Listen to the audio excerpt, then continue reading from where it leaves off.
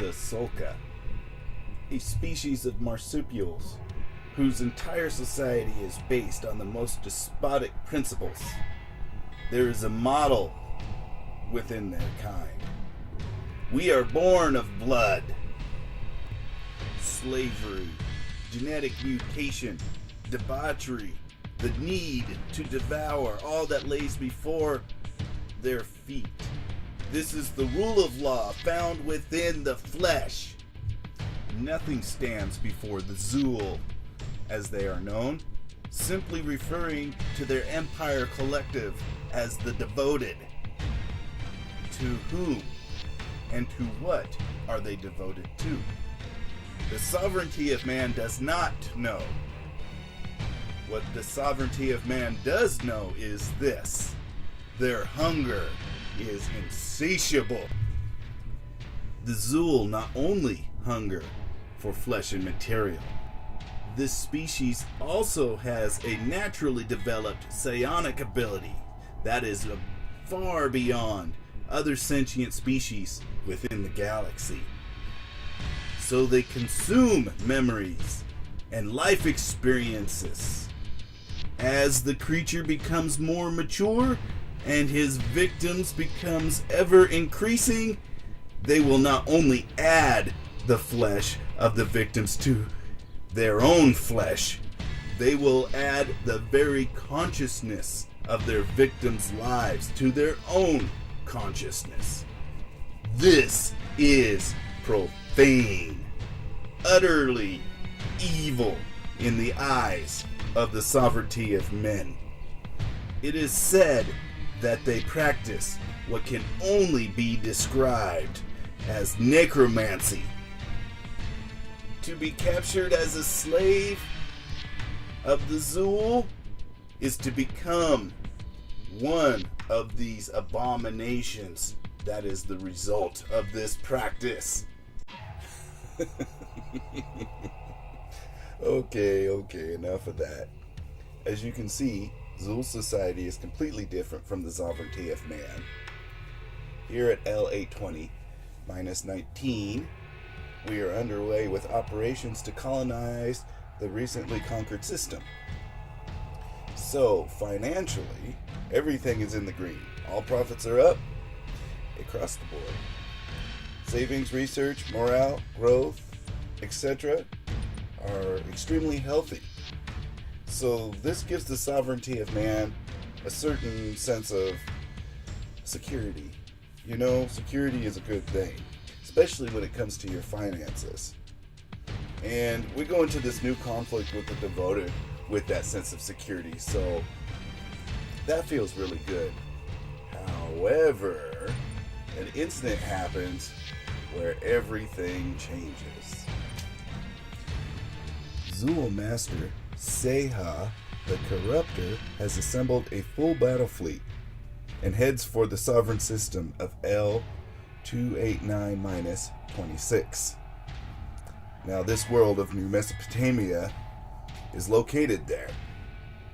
It is a small world and it only has like 300 million people, and there's no navy and there's no defenses, as it is just a remote little village of our empire. So as you can see, this attack really completely caught us by surprise. So let's just go into the battle and see how it unfolds. Zool ships are rather interesting. They're made of bone, flesh, and steel. They look like they're kind of like part menacing and part junk. As you can see here, he's approaching New Mesopotamia from the afternoon side of orbit. These gunship cruisers really have an effect on the death toll. I guess that nothing really does the job like chunking large chunks of lead from high orbit at great velocity. That seems to be their theory on how to do it. This attack came as a complete surprise to the sovereign navy. New Mesopotamia and the system has no strategic value for the Sulca. However, Mankind initially did not understand the zeal, and Master Seha is teaching a lesson to the sovereignty that the sovereignty will soon not forget. The devoted are not interested in what is tactical and strategic. They are only interested in what is weak and easily consumed. Had the sovereign navy any defense here at New Mesopotamia, mankind would have easily repelled this attack. But that's not the case. And since that is not the case, the sovereignty must watch in horror as 300 million citizens are massacred helplessly. A blunder of this magnitude cannot go unanswered. Now is the time for mankind to make true war with the devoted. So 300 million die before the sovereignty finally wakes up. Family, loved ones, dreams, and generations are all lost in a swift and cowardly attack. The effects of morale upon the entire empire resonates throughout, as this is a tragedy. This is a tragedy that is on the scale equal to the last days of the eternal war that the Empire of Man fought against the Lear species that calls themselves the Sleepless. If the devoted are born of blood, then blood will be shed. No one feels this more than the Lord Admiral Deseret Arrowsmith. A devoted fleet is incoming to L674. The Lord Admiral races home from his last victory at the L820-19 star system to meet his new threat. However, the homeworlds of Harvest and Terra will not sit idle, and they commission a set of defense hangars as well to aid in the defense of this system. All the preparations are met, and the battle begins. We are on board the Fusion torpedo cruiser Couchaz as we engage into the battle of L674. If I were to make a comparison, the Sovereign Navy is like a mixed martial artist, while the devoted are just street brawlers. Their tactics reflect their mentality. As you see, they are coming in at short range and just starting to slug it out. By the way the Couchaz is being thrown about, this initial blitz is having quite the effect on the Sovereign Navy. This is the Sovereign Navy's first real engagement with the devoted, so Inquisitor Ravenash the Vengeful's initial move came as quite a bit of a surprise to Deseret Arrowsmith. We are now on board the command cruiser Sarpodin. Because of Admiral Arrowsmith's misreading of the blitz, the obvious quarterback sack is happening. As you can see, the crew of the Sarpodin is dying as Inquisitor Ravenash surrounds the vehicle with his fullbacks. This is a brilliant move on the devoted Admiral's part, and places the Harvest Moon fleet in a very compromising position. However, centuries of warfare have taught mankind the cruel realities of space naval warfare, and the myriad of redundancies and defensive systems on board the Sarpedin clearly compensate for the onslaught brought upon it by the devoted Navy. So the Lord Admiral Arrowsmith evades the sack and is able to pass the ball, gaining a very valuable position on the Inquisitor Ravenash. So we go on board the assault cruiser Aeneas in hot pursuit of the devoted fleet.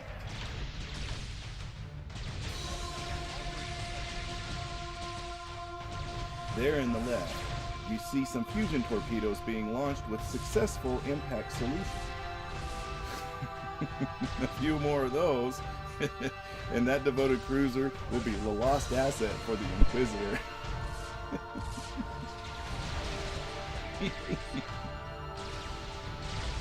The Aeneas, being only an assault cruiser, plays a supporting role in the pursuit action.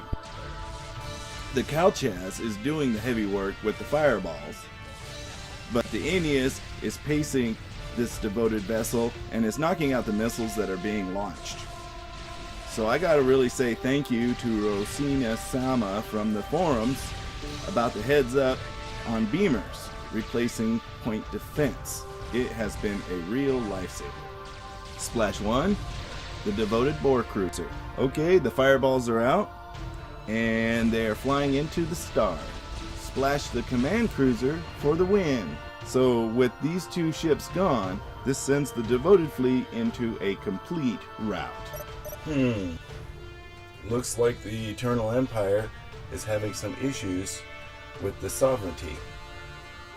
Well, I guess we're not really known for our diplomacy, so we better just keep an eye on that. Seems like we have another Inquisitor incoming to Nyotekundo. They call him Namooch the Fearsome. I don't think that the sovereignty of man is intimidated by his name, however. We do need to put together a fleet, though. So let's commission a new sort of Providence fleet to counter this new threat, shall we? Akira Sidgwick is from Providence, so it would only be fitting to have him as a new admiral. Does not hurt that he is also famous as well. So this is the newly commissioned sort of Providence fleet. It is really comprised of reserve ships found mothballed from the Sol system. So this is mostly out of date and ill-suited for fleet-to-fleet engagement.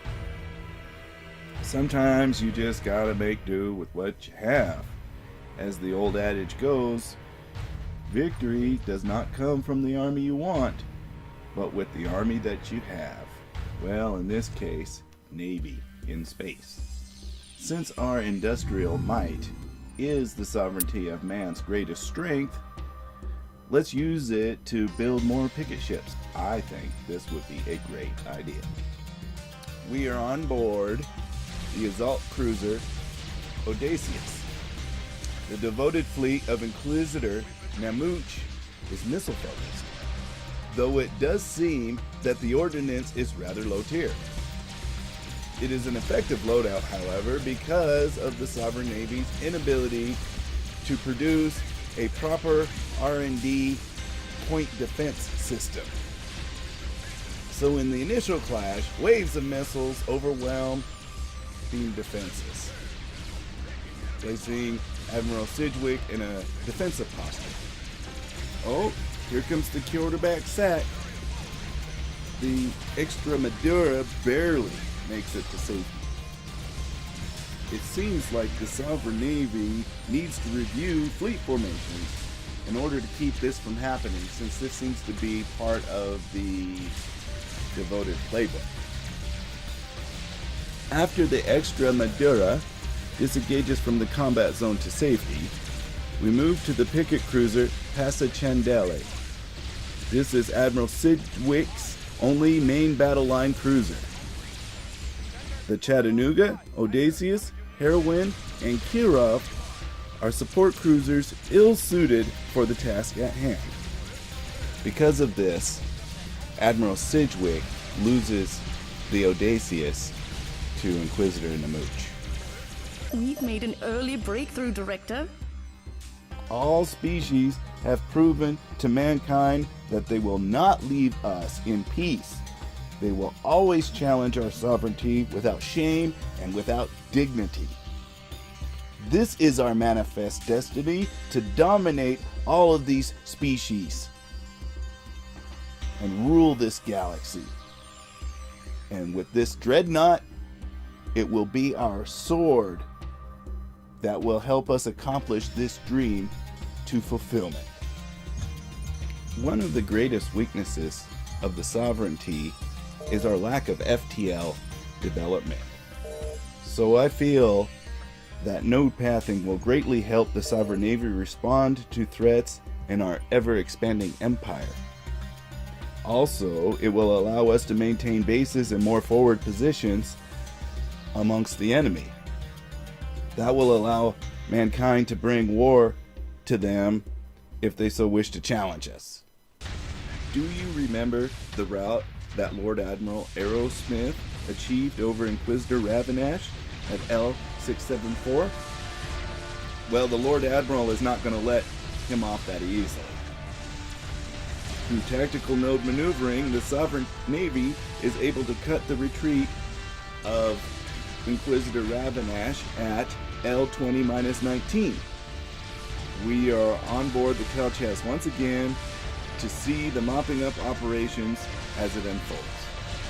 I gotta say, this is a real turkey shoot. We are just splashing Sulka cruisers with ease. The order of battle is in full control of the Sovereign Navy, and Lord Admiral Arrowsmith is conducting the operation with precision. The devoted ships just struggle to keep cohesion, but their efforts are to no avail. These are the battles I wait for, as it is becoming increasingly obvious that the sovereignty of man outclasses the devoted in galactic warfare at almost every level. Well, it looks like some planetary defenses are starting to get involved. You can see the missiles impacting on the Sulka ships. The Calchas is spewing fire without impunity.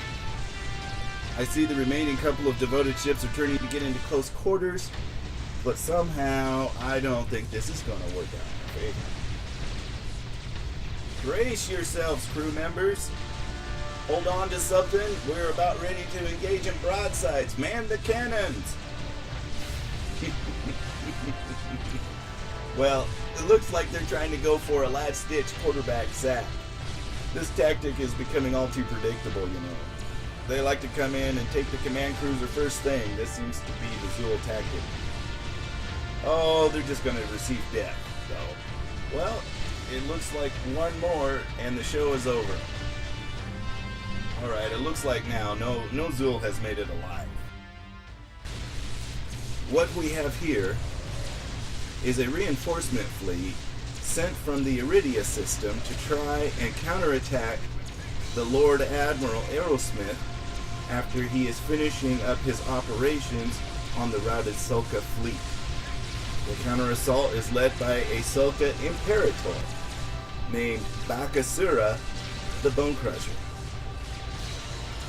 After a brilliant display of fortitude withstanding the usual blitz, the captain of the Calchas targets the Boar Cruiser. Now this vessel is integral to the Devoted's method of faster-than-light drive. Destroying this vessel seriously impedes Bakasura's strategical movement, so it is a priority target for us. Bakasura just left this important asset right out in the open, so you really shouldn't be surprised when we take full advantage of it. Okay, I see that Bakasura has turned around two more of his cruisers in support of the Boar Cruiser's defense. So this shores up the battle at the local level here to a 3 versus 3 slugfest. Though the large caliber weapons of the Devoted knock the Sovereign Navies around a little bit, the quality of our defensive systems gives us a major advantage over them in a stand-up fight. So it seems that the Bone Crusher is going to stand toe-to-toe with us. What a stubborn fool. He needs to back down, but that does not look like something that he's willing to do. We splashed the Boar Cruiser and seriously wounded the 2 reinforcement cruisers, but one of our own cruisers is hurt badly as well. Let's transfer to the assault cruiser Aeneas and see what we can do here to help. After retreating the Aeneas to the back line in good order, Lord Admiral Arrowsmith maneuvers the Sovereign Navy fleet to a position of complete advantage against the Zul Imperator, Bakasura. We climb on board the picket cruiser Esmeralda as the devoted struggle within the crossfire. Now, in situations like this, friendly fire can be more damaging than enemy fire, but, that's got to be expected. The short range, the long range, and the pursuit lines are in good order. The Soka seem to be trying to make a play to catch the Aeneas. Well, we can easily stay out of their range as most of their ships are geared towards short-ranged and close combat. So our wounded assault cruiser just leads the devoted right into our trap. Well, that's it. It won't be long now. Destroying these Soka fleets in the L820-19 system is a major blow to the devoted. With one fleet completely wiped out and the counter fleet 90% destroyed, they really need to go back and rethink about what they've gotten themselves into. Oh my. Especially since the Lord Admiral fought 2 consecutive battles with only one assault cruiser critically damaged. Clearly, this war continues to be heavily weighted to the sovereignty's favor. So it seems that we've come to the end of our episode. Now this episode is a little short, I'm sorry about that, but I covered a lot. Like, this is about, 50-60 turns worth of gameplay. In the background, you see a Dreadnought prototype. So, in the next episode, I'm pretty sure that Dreadnoughts will be out of the assembly line. As I've got some building, you will see them employed in battle. Now, this episode sounds a little different because I recorded my voice after the gameplay footage. Maybe this is better, or maybe the way before was better. So, what you might see in the foreground is that the 12 Regents, which was the Hiver faction, has been eliminated. By who? I don't know. I have a feeling it was the Lua, though, as they seem to have the access to that particular. But it could have been the Sleepless, too, so I don't know. I really don't know. But they've been eliminated, so we will not be seeing Hivers in this campaign, and it is such a shame that the Hivers and the Sovereignty of Man have never gotten a chance to meet one another, because we'd meet them and then we'd be in a full-out war with them too. This leads to the end of the episode, which means that if you like it, please give it a thumbs up and subscribe to my channel. I also have Kerberos Forum, which I'm gonna check and write after recording this episode, and I also have a Steam account too if you want to talk about this episode. Now they may be a little bit longer in length, coming out, but doesn't mean that I don't check those forums. And check out some of my other videos in my channel. The other one that I've been working on currently right now is Clang versus the Space Engineer, and that is a Space Engineers game movie. I'm also going to try to start a new one giving you the experience of the Sinuous Sacrifice by Ninja Theory. I really like that game and I played it all the way through, and I just want to make a playthrough of that.